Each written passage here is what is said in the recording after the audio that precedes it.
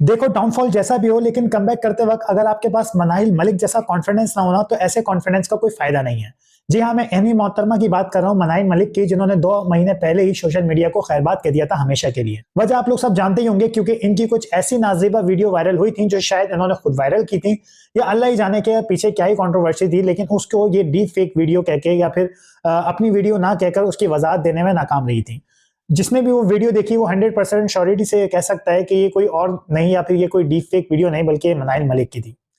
खैर, बात यहाँ तक खत्म नहीं होती। जब इन्होंने पिछले ही 2 महीने पहले इन सारे कांड के बाद जो है सोशल मीडिया को हमेशा के लिए खैरबाद किया था, तो लोगों को ऐसा लगा कि शायद मनाहिल मलिक जो है वो सुधर गई हैं। खैर, सुधरना तो शायद नसीब में नहीं था, क्योंकि 2 महीने बाद ही जो एंट्री मारी है वो बड़ी खतरनाक एंट्री मारी है। लेकिन एंट्री मारने से भी ज्यादा एक जबरदस्त बात यह है कि मतलब कॉन्फिडेंस का लेवल को दाद देनी चाहिए कि मतलब मनाहिल मलिक नहीं हो गई, शाहरुख खान हो गई, कि इनके फैंस इनकी वीडियोस का इतनी बेसब्री से इंतजार कर रहे थे कि वो मेंटली डिस्टर्ब चल रहे थे, इनकी वीडियोस का इंतजार कर रहे थे। मतलब कि मनाहिल मलिक ना हो गई, शाहरुख खान की फिल्म जवान हो गई कि लोग बस बेसब्री से शाहरुख खान के कमबैक का इंतजार कर रहे हैं। देखो बॉस, मनाहिल मलिक की नाजेबा वीडियोस वायरल होना एक तरफ और ये सारी कंट्रोवर्सी एक तरफ, लेकिन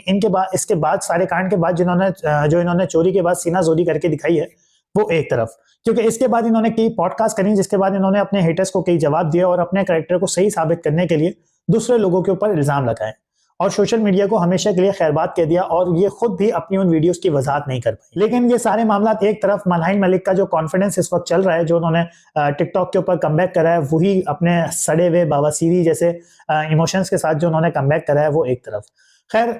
जो इंस्टा के ऊपर इन्होंने स्टोरी लगाई वो स्टोरी ये थी कि मैं सोशल मीडिया के ऊपर इसलिए कमबैक कर रही हूँ क्योंकि मेरे फैंस काफी ज्यादा डिस्टर्ब चल रहे हैं मेरे कमबैक को लेकर। इसके अलावा इन्होंने कहा कि गलती इंसान से होती है और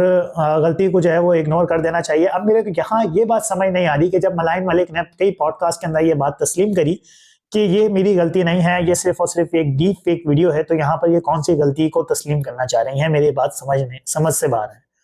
चलो, अगर ये सारे इंसिडेंट अगर होना ही था तो इंसान का एक स्टैंड रहना चाहिए। जब इन्होंने पॉडकास्ट के ऊपर ये बोल दिया था कि एक नहीं कई पॉडकास्ट के ऊपर इन्होंने आके बैठकर ये बात बोली